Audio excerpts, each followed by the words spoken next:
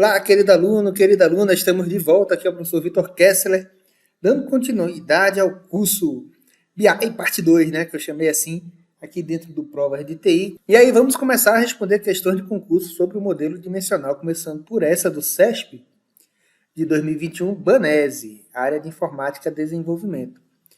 No que se refere às técnicas de modelagem e aplicação de DW, julgue o item seguinte. A modelagem multidimensional é a técnica de modelagem de banco de dados. Isso é interessante falar. BI, DW, modelo dimensional, é banco de dados. Se chegarem para vocês falando que um DW não é banco de dados, está errado, tá? Para o auxílio às consultas do DW, nas mais diferentes perspectivas ou dimensões, tá bom? A visão multidimensional, de várias dimensões e uma tabela fato no meio, permite o uso mais intuitivo para o processamento do OLAP, das operações OLAP. É isso mesmo, tá? O cubo multidimensional, ele foi pensado em conjunto com as operações OLAP, de drill down, de roll up, que a gente vai ver mais à frente no curso, tá bom? Questão correta. Prova da Quadrix 2022, cresce analista de TI. Com relação à modelagem dimensional, julgue. Pode-se conceituar a modelagem dimensional como uma técnica de estrutura de dados, de organização da estrutura de dados, de organizar os dados em tabelas, e as tabelas tendo conceitos, né, como fato e dimensões, otimizada para o armazenamento de dados em um DW. É isso aí.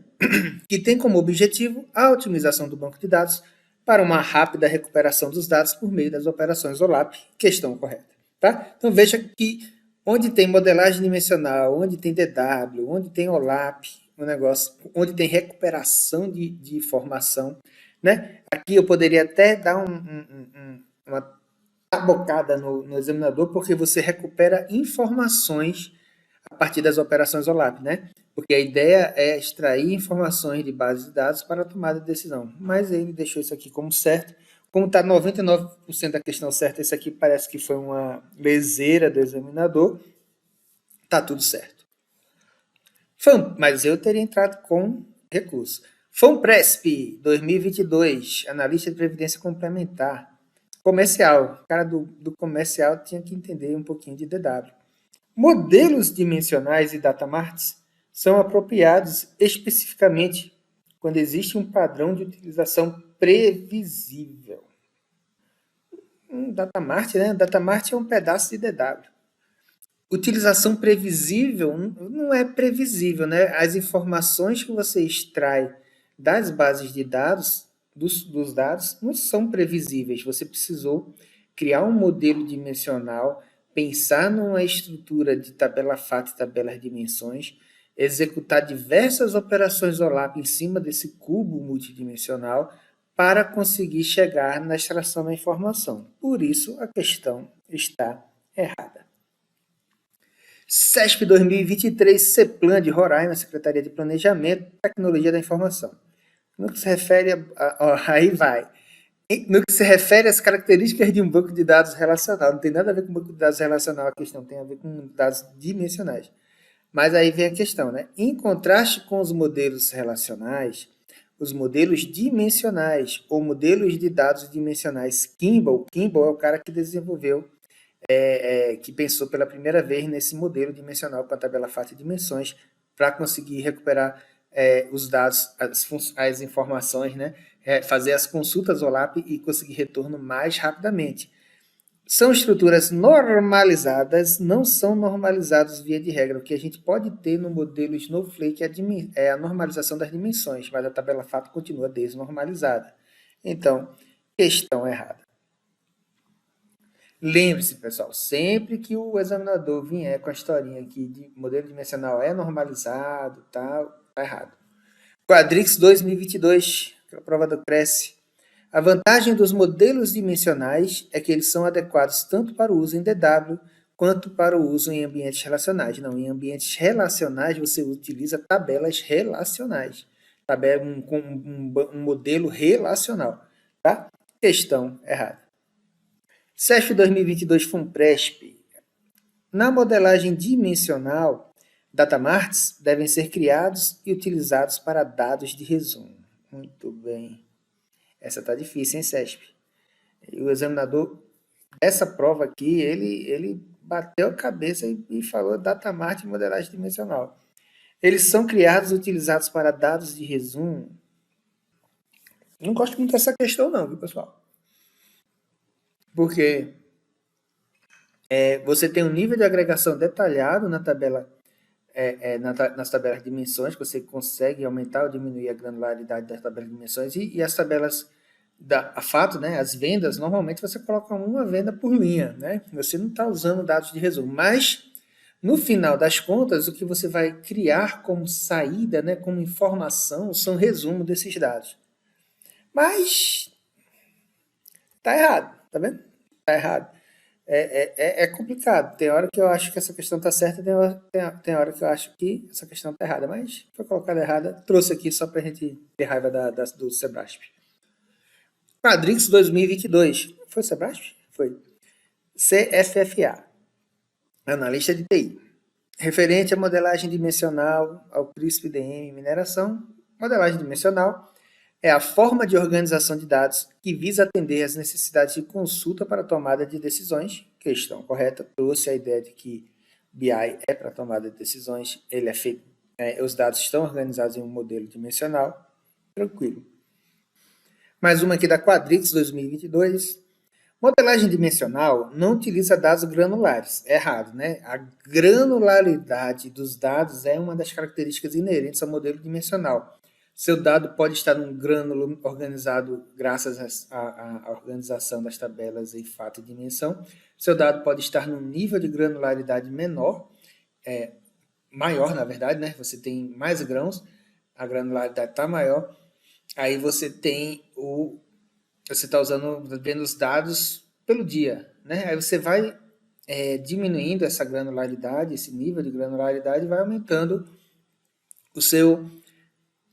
a forma como você vê os dados. Aí passa de dia para mês, de mês para trimestre, de trimestre para ano e assim sucessivamente. Então ele utiliza dados granulares, pois eles não podem ser modelados em diferentes formatos. Não, viagem isso aí. Questão errada. OCP 2016. Em um esquema de DW, como arquitetura estrela ou flocos de neve, há uma tabela central. Quem é a tabela central do meu DW, pessoal? Quem é a tabela central do meu modelo dimensional, meu querido aluno, minha querida aluna? Que é basicamente a coleção de valores-chave de tabelas de dimensões. Eita! Né? Tem as medidas e tem as chaves estrangeiras que referenciam as tabelas de dimensões. Está meio feio isso aqui, viu, Instituto ACP. O nome técnico dessa tabela é tabela fato. Tá bom? As outras alternativas são absurdas, não tem nada a ver com BI. FCC 2017, Defensoria Pública do Estado do Rio Grande do Sul. Um dos modelos mais utilizados no projeto de implementação de um DW é o modelo dimensional ou multidimensional. É o mais utilizado porque às vezes a gente pode fazer um roll-up da vida, né? Um relacional lap. Aí usa o modelo relacional. Em um modelo dimensional composto por uma tabela fato e várias tabelas de dimensão, as tabelas de dimensão devem conter apenas atributos do tipo literal, errado porque são chaves estrangeiras e são valores, medidas numéricas. Está errado isso aqui, não é do tipo literal. B. A tabela fato tem uma cardinalidade de mapeamento de 1 para 1 com cada tabela de dimensão. Uma tabela fato tem uma cardinalidade de 1 para muitos para a tabela de dimensão, né? Uma tabela fato pode estar ligada a várias tabelas de dimensão. Não é 1 para 1. C. A tabela fato deve conter atributos numéricos. Concordo. Visando proporcionar dados para uma análise de atividades da empresa.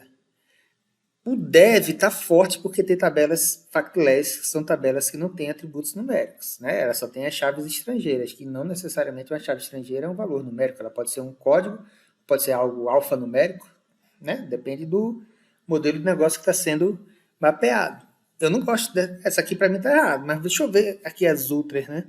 Há um número teórico mínimo de 3 e máximo de 15 tabelas de dimensão, só na cabeça do examinador que tem esse número teórico. As tabelas de dimensão comportam um número máximo teórico de atributos.